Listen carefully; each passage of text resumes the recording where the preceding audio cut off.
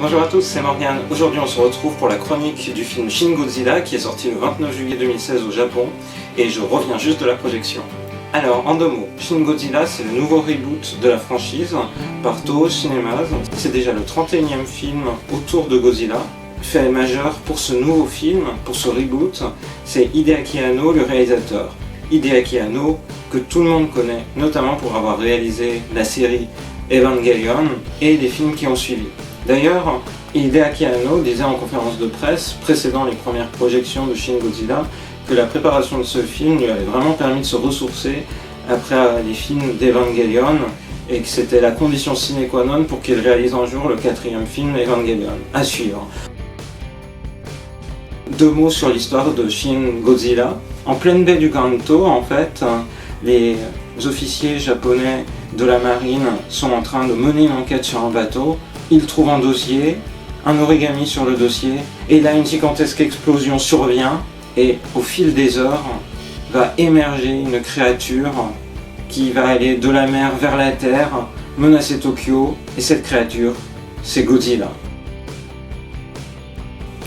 J'en dirai pas plus sur l'histoire parce qu'il faut vraiment vivre cette intrigue au fur et à mesure. Ce qu'on peut dire, c'est que le film peut surprendre parce que ce n'est pas vraiment un pur film d'action, c'est vraiment un film de monstres géants qui se situe dans cette longue tradition japonaise.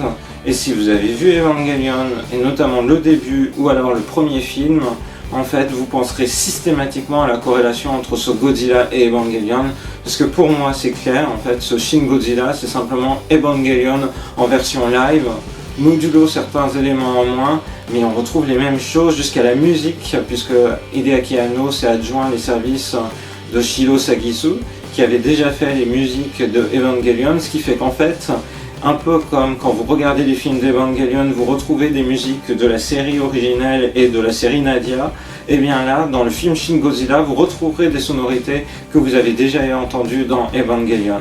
Et de la même manière, certains plans sont quasiment calqués sur des plans des premiers épisodes de la série et des films. C'est assez hallucinant.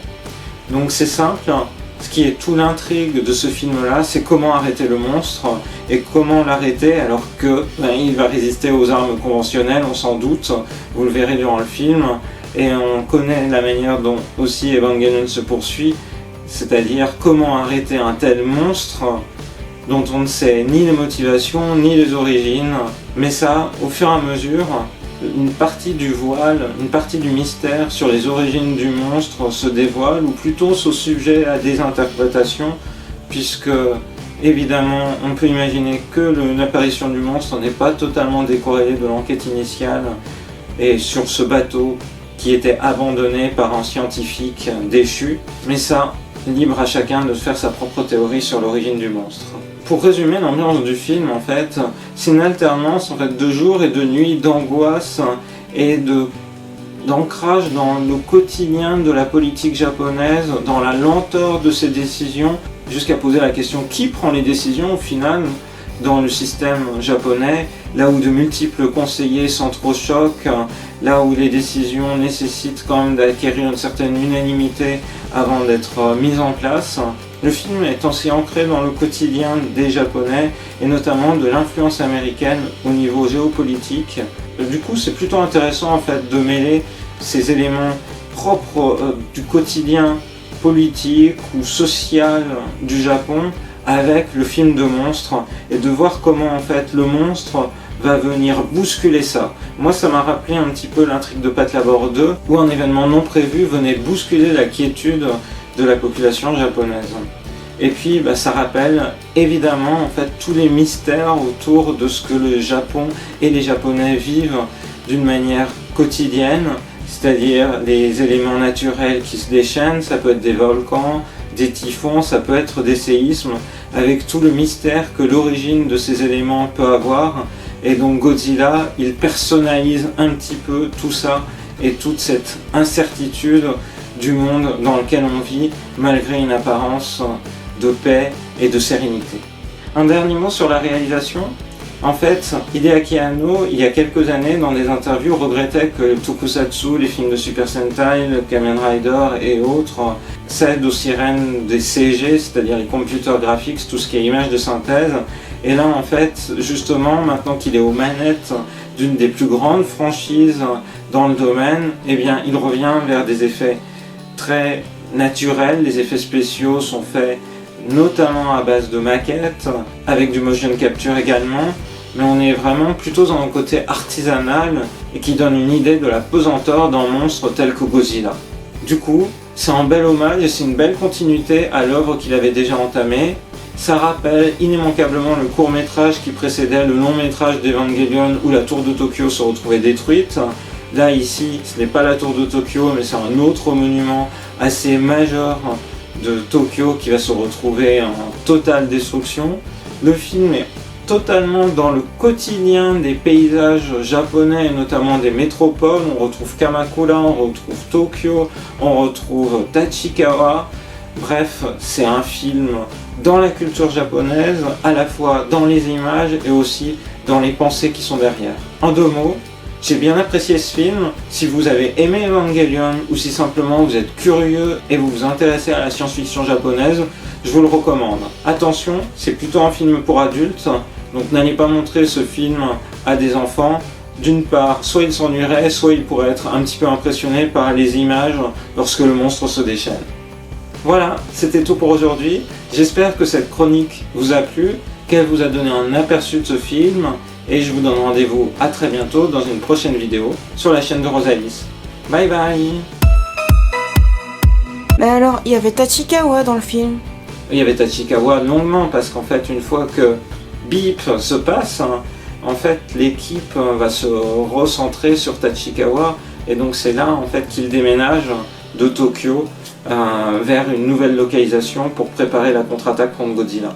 Oh, c'est pour ça que l'otaku avec qui on est allé voir ce film a tenu à ce qu'on aille voir le film à Tachikawa. Oui, on est allé voir le film à Tachikawa, qui était le lieu en fait avant où étaient positionnées les forces d'autodéfense japonaises, donc il y avait une base là-bas qui a mué au fur et à mesure des années, donc depuis une dizaine d'années ça a bien changé et c'est devenu une ville où il y a un institut de statistique, une ville complète qui s'est développée, mais avant c'était un lieu emblématique des forces de défense japonaises.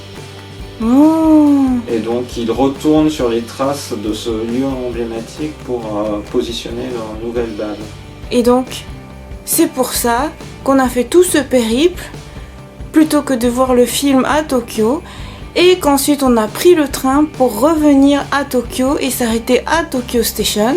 Voilà, on est allé voir le film comme des vrais otaku, c'est-à-dire à 55 minutes de là où l'on habite, alors qu'on pouvait aller le voir à 5 minutes à pied. Mais on l'a vécu comme des vrais fans. Toute une partie du film se passe aussi à Chiyoda où on a vécu. On a vu tous nos précieux lieux être détruits. Tu spoil. On a vu tous nos précieux lieux être menacés par Godzilla. Bon, en tout cas, c'était intéressant. En fait, je me suis rendu compte que je connaissais pas du tout l'histoire de Godzilla avant d'avoir vu ce film. Ouais, parce que je pense qu'on a regardé majoritairement surtout... je pense qu'en Europe, les gens connaissent surtout le remake américain dans lequel Jean Reno apparaissait. J'en sais rien en fait. Moi je pensais juste que c'était un monstre qui ressemblait à un dinosaure. Et puis qu'il y a un japonais traumatisé qui disait Godzilla, Godzilla, Godzilla. C'est tout. Ça doit être le film dont tu parles. Ouais. Et j'ai rien retenu. Puis quelques petits compléments un petit peu thématiques. Alors d'une part, à un moment donné, quand le monstre apparaît, on ne sait pas vraiment ce que c'est en fait, les politiciens vont aller demander à des scientifiques justement leur avis. L'avis des scientifiques il est classique et c'est bien compréhensible. Moi en étant scientifique je comprends totalement, mais c'est on ne peut pas vraiment décider, on ne peut pas vraiment dire, on n'a pas de recommandation. C'est la base même du doute scientifique. Le doute scientifique en lui-même fait que si on n'a pas une preuve irréfutable de quelque chose, on ne peut pas l'affirmer. Ce qui pose souvent des problèmes au niveau politique ou social et qui met en bisbille parfois le système social ou politique avec le système scientifique. Mais il faut comprendre que la base du scientifique, c'est vraiment des choses qui sont ancrées, sur lesquelles on peut se baser. C'est pas du ressort de la croyance. Mais voilà, là c'est un des éléments qui apparaît dans le film. C'est assez rigolo du coup. Autre élément, je pense que Hideaki Anno veut vraiment que les Japonais viennent visiter la France. Mis à part ça, sans spoiler, mais on peut dire que la France a un rôle d'importance dans Shin Godzilla. Dernier point, En fait, pourquoi Tokyo Station et pas un autre élément se retrouve à un moment critique du film menacé par Godzilla? Eh bien en fait, parce qu'il y a des partenariats avec certaines compagnies ferroviaires, et en fait, comme me le disait l'ami japonais avec lequel on est allé voir ce film, eh bien Shin Godzilla aurait très bien pu menacer plutôt la Tokyo Skytree s'il y avait eu un partenariat avec la compagnie ferroviaire Tobu, mais en fait c'est pas le cas. Du coup, ici, Shin Godzilla il va se retrouver face à des lignes JR et à Tokyo Station parce que c'est plutôt au niveau de ces compagnies ferroviaires que le partenariat s'est noué. Mais moi j'aime bien voir le Shinkansen avoir un rôle majeur, je trouve que ça fait très Japon. Mais c'est clair, il y a une scène culte avec justement des Shinkansen dans ce film-là, et moi aussi j'ai beaucoup aimé, et je trouve que c'est une des scènes majeures qu'on retiendra. Ouais, avec la musique. Avec la musique qui Parce que qui ouais, va bien. Ouais, moi je trouve que c'est le meilleur moment. Il y a une musique particulière qui commence, il y a les Shinkansen à fond la caisse, et là, à ce moment-là, je trouvais que c'était très Japon. Ouais, c'est une des meilleures scènes et assez emblématique. En fait, j'aurais pas imaginé ça dans une stratégie. Le Shinkansen, c'est la clé. Ouais. C'est une invention majeure.